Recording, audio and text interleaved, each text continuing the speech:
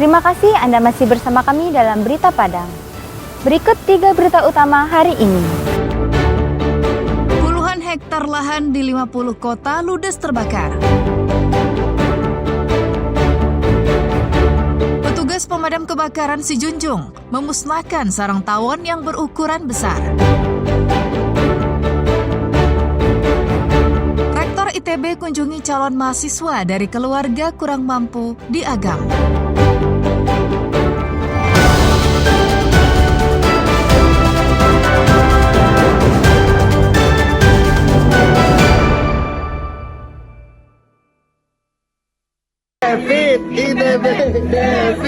ITB. Rektor Institut Teknologi Bandung, Tata Cipta Dirgantara, mengunjungi rumah salah seorang calon mahasiswa baru berprestasi asal Sumatera Barat. Calon mahasiswa itu adalah David Febriansyah, siswa SMA Negeri 1 Bukit Tinggi yang diterima di Fakultas Teknik jurusan Teknik Elektro dan Informatika ITB melalui jalur seleksi nasional berdasarkan prestasi atau SNBP. David adalah putra daerah dari Kecamatan Malala Agam yang berasal dari keluarga kurang mampu.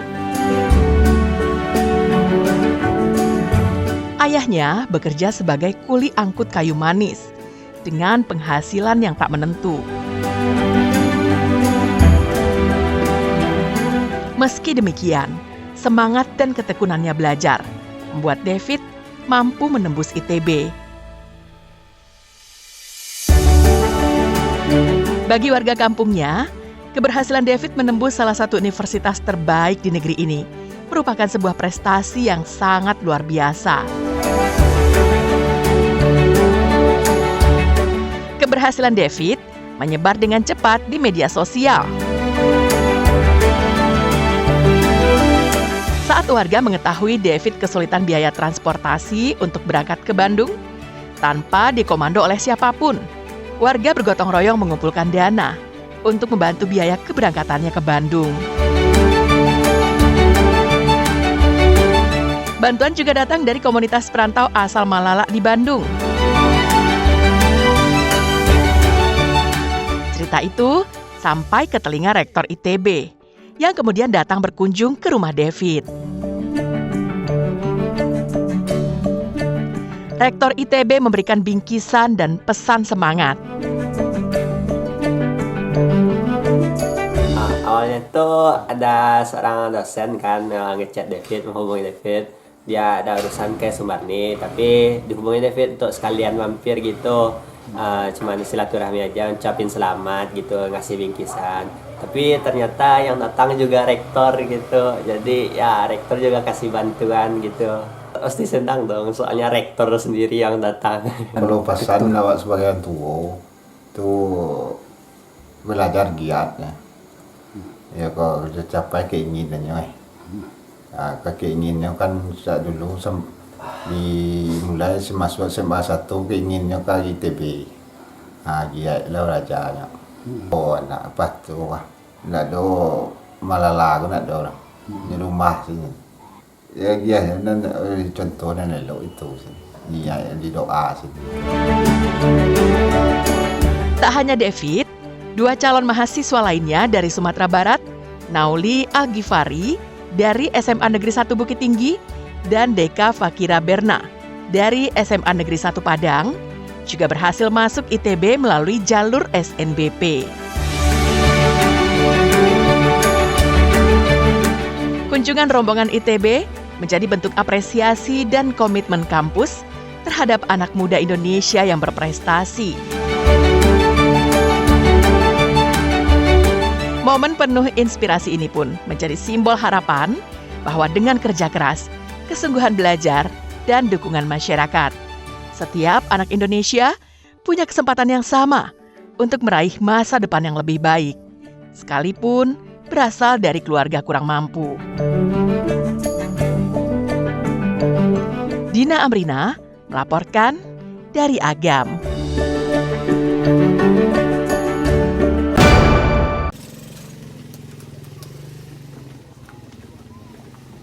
Penertiban tempat hiburan malam yang kerap melanggar aturan terus dirazia oleh tim gabungan penegak perda Payakumbuh.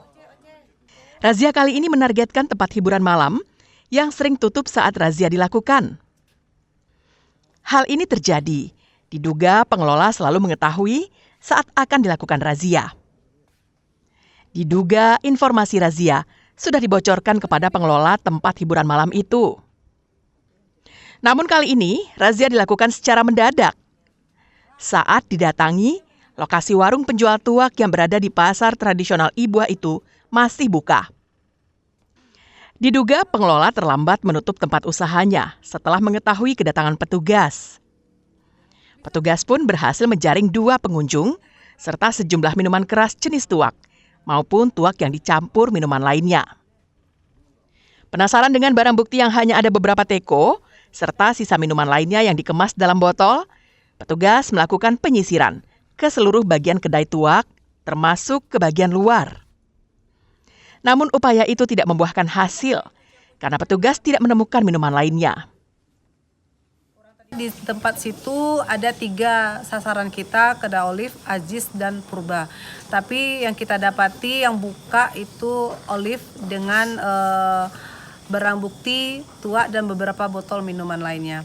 Kemudian kita juga menyisir di semua tempat hiburan malam yang memang sudah sama-sama masyarakat tahu bahwasanya mereka bukanya sampai hingga dini hari. Di Simpang Benteng, kemudian di Ngalau, tetapi semuanya sudah pada tutup. Razia terhadap tempat hiburan malam yang melanggar akan terus dilakukan tim secara mendadak, terutama terkait jam operasional. Ikhlasul Ihsan melaporkan dari Payakumbuh.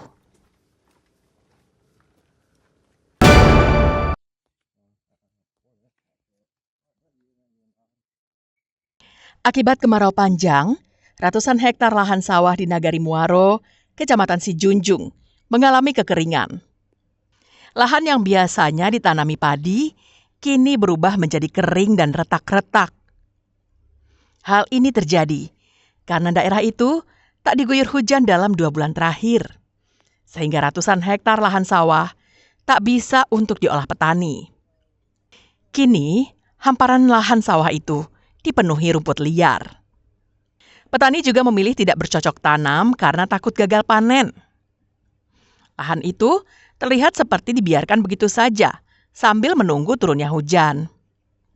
Sebagian besar lahan pertanian di Sijunjung adalah sawah tada hujan. Saat ini, harapan petani satu-satunya hanya menunggu hujan turun agar lahan mereka bisa kembali ditanami. Ini musim kemarau ini kami sekedar di petani di Muaro lah. Ada hujannya kurang, tidak ada yang panen yang turun ke sawah. Kalau di Nagari Muaro, hujan sudah hampir 2 bulan tidak dituruni hujan karena kami masyarakat sudah kekeringan untuk khususnya Nagari Muaro. Berhubung telah kemarau lebih kurang sudah 2 bulan, maka pertanian di Nagari Muaro memang agak berdampak. Sehingga kondisi sawah kita tidak ada air dan juga karena ini adalah petani kita tadanya tada hujan. Jadi berhubung tidak ada irigasi yang memadai sehingga petani kita sampai saat ini belum bisa bergerak untuk melestarikan persawahan dan juga petani lainnya. Maka dari itu sangat berdampak kepada pertahanan pangan khususnya di Nagari Muaro pada umumnya di Kabupaten Sijunjung. Kemarau panjang bukan hanya berdampak pada pertanian, tapi juga mengancam ketahanan pangan di tingkat lokal dan provinsi. Pasalnya, selain dikonsumsi sendiri, sebagian hasil panen mereka jual ke berbagai daerah di Sumatera Barat. Safatul Ulum melaporkan dari Sijunjung.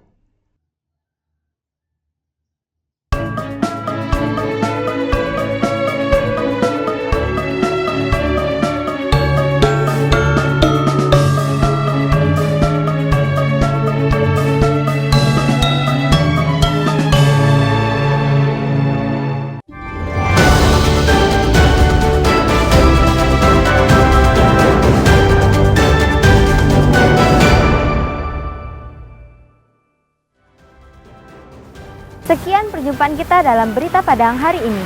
Saya Ulan Valeri dan tim redaksi yang bertugas pamit undur diri. Terima kasih atas kebersamaan Anda dan sampai jumpa.